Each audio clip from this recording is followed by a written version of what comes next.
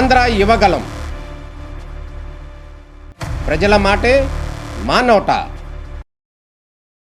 Speaker also కమాన్. సాధ్యమైనంత సమయపాలన చేస్తాను. ఇరు తెలుగు రాష్ట్రాల మనసులతో బీటముడి పడిపోయిన ఇరుముడి సినిమా విజయోత్సవానికి విచ్చేసిన ప్రతి ఒక్కరికి నా వినయపూర్వకమైన నమస్కారాలు. శివ నిర్వాణ గారు చాలా గురుతర బాధ్యత ఈ సినిమాలో నాకు అప్పచెప్పారు. ఒకటి, ఈ ఇరుముడి అసలైన కథని మొదలుపెట్టే ముందు వచ్చే పాట, ఈ ఇరుమురి అద్భుతమైన కథని ముగించే పాట నా చేత రాయించి నాకు నా ప్రస్థానంలో ఒక గొప్ప అదృష్టాన్ని నాకు అందించారు. శివ నిర్వాణ గారు లాంటి దర్శకులకి మాత్రం ఎప్పుడు విజయం రావాలని నేను కోరుకుంటూ ఉంటాను. కారణం ఏంటంటే వారు స్వతహాగా పాటలు రాయగలరు. ఒకవేళ వారి సినిమా విజయవంతం కాకపోతే వచ్చి మా పొట్ట కొడతారు. కాబట్టి వారికి ఎప్పుడూ కూడా విజయాలు రావాలని మనస్ఫూర్తిగా కోరుకుంటున్నాను. మా రంగంలోకి వారు ప్రవేశించకుండా వారి సినిమాలకు మాత్రమే వారి పాటలు రాయాలని మనస్ఫూర్తిగా కోరుకుంటున్నాను.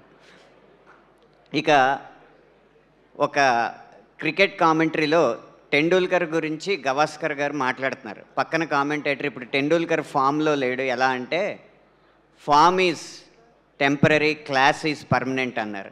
కానీ రవితేజ గారి విషయంలో form is temporary, mass is permanent.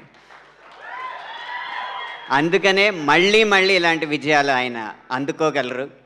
ఇక చివరిగా అందరికీ అర్థం కాని రహస్యం, మైత్రి మూవీస్కే ఎందుకు ఇన్ని విజయాలని.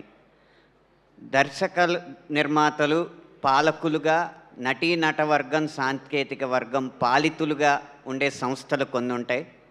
అవి పాలకుల ఆదేశాలు గట్టిగా ఉన్నప్పుడు, పాలకులు గట్టిగా ఉన్నప్పుడు విజయవంతం అవుతాయి.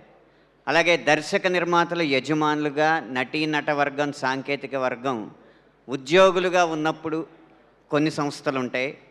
వారిచ్చే జీతాలను బట్టి ఆ సినిమా విజయాలు ఆధారపడి ఉంటాయి. కానీ ఒక్క మైత్రి సంస్థ మాత్రమే అందరూ భాగస్వాములుగా, తమ వ్యాపార భాగస్వాములుగా భావిస్తారు. కాబట్టి ఈ విజయం మాకు లాభం అని చెప్పి అందరూ పనిచేస్తారు. అందుకే ఇన్ని విజయాలు వారికి అందుతున్నాయి.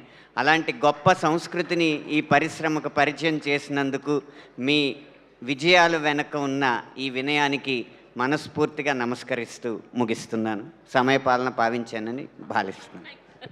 Thank you so much Anant గారు. ఇలానే మీరు ఎన్నో అద్భుతమైన పాటలు మాకు అందించాలని మనస్ఫూర్తిగా కోరుకుంటూ మా వైజాగ్ డిస్ట్రిక్ట్